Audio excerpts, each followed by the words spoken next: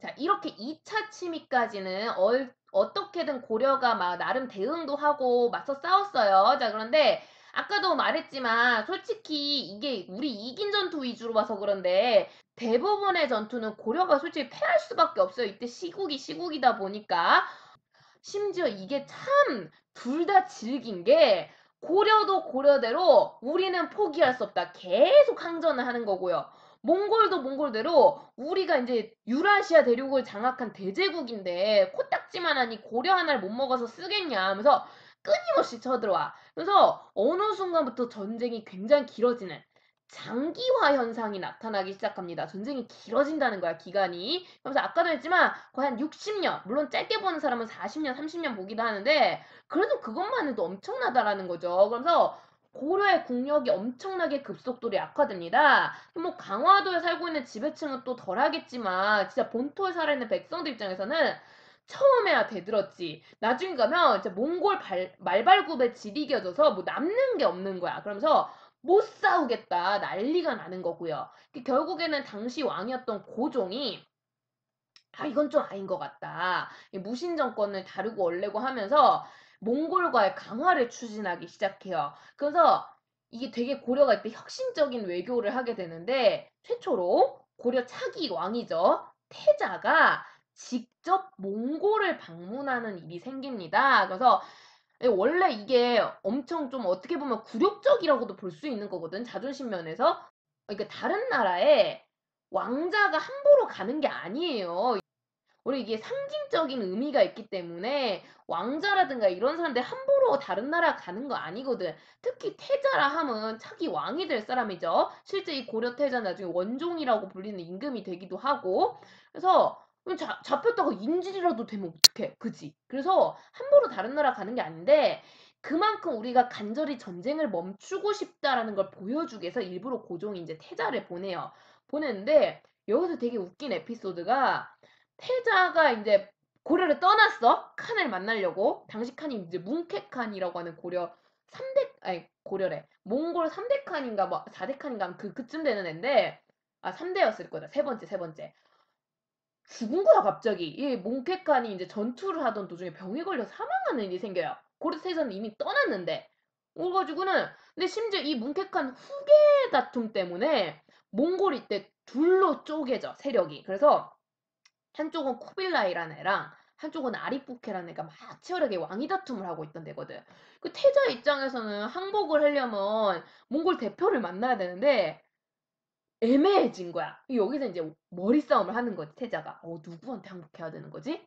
아리푸케한테 항복해야 돼? 쿠빌라이한테 항복해야 돼? 이 줄을 잘 서야 된단 말이야. 그러면서 고민을 하다가 이 태자가 쿠빌라이를 찾아가요. 그래서 우리 고려가 항복을 하겠다 하고 이제 의사를 전달을 하게 되는데 이 쿠빌라이가 너무 감사한 거야. 실은 아리푸케라고 불리는 이 몽골 대표 주자랑 이 쿠빌라이가 다투고 있을 때 아리푸케가 지금 좀 유리한 상황이었거든. 이 여론적으로. 근데 쿠빌라이가 고려가 방문한 걸 되게 여론몰이를 잘해요. 그러면서 몇십 년 동안 항복을 하지 않던 고려가 나에게 항복을 하겠다고 찾아온 것은 그만큼 다른 모든 나라가 차기 몽골의 지배자로서 나 쿠빌라이를 인정한 것 아니냐. 이 몽골의 지배자로 나 쿠빌라이만큼 대단한 인물은 없다. 뭐 이런 식으로 이렇게 여론몰이를 하게 되면서 실제로 나중에 정말 칸이 돼버린 거야. 이 아저씨가. 태자가 줄을 잘 섰죠. 그래서 요게 나중에 우리 몽골과 고려 관계를 만드는데 큰 영향을 주게 돼요. 요건 뒤에 가서 다시 한번 설명하겠고요.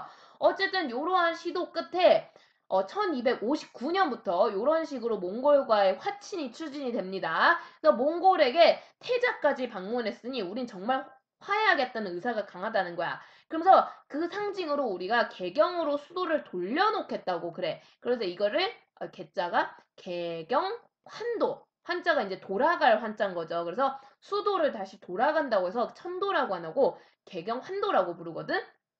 하겠다고 해. 몽골이 그럼 니네가 환도만 하면 정말 항복하는 것으로 받아들이고 이제부터는 전쟁을 멈추겠다 이렇게 돼요. 근데 얘들아 59년부터 이 이야기가 나오는데 70년에 가서 환도가 되거든. 누가 계속 방해했을까?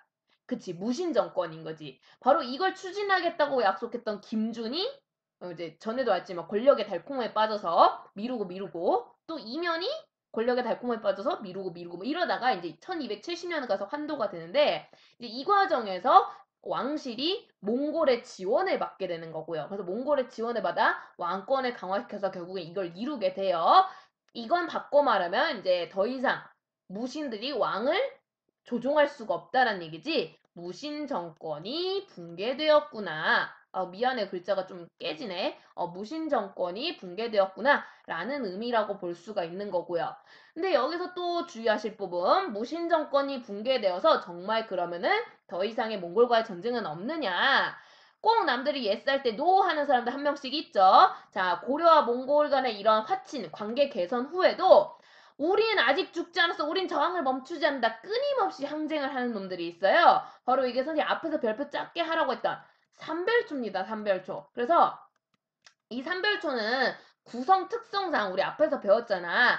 무신 정권에 의해 만들어진 군대다 보니까 무신 정권과 굉장히 입장이 같은 방향이고요.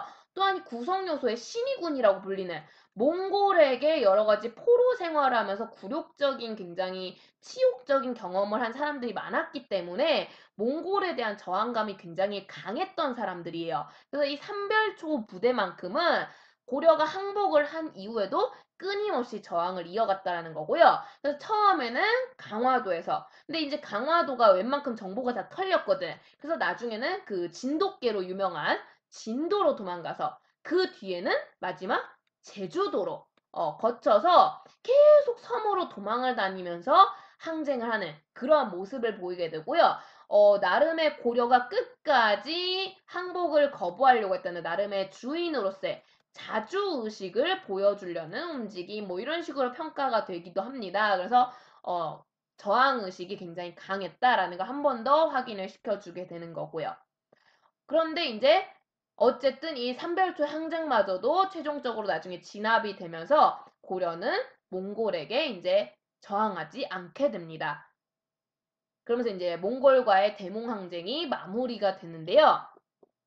근데 이 대몽항쟁 끔찍한 결과를 낳았어요. 일단 장기간의 전쟁으로 인해서 나라의 힘이 굉장히 약화가 됐다는 거고요. 또한 이제 매번 말이 왔다 갔다 거리니까 국토는 황폐해지는 거고요.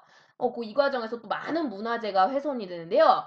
가장 유명한 이때 훼손된 문화재로 유명한 게 바로 우리 앞에서 수업 시간에 배웠던 황룡사 구축목탑. 어느 시대 때 만들어졌지? 그지, 선덕여왕 때.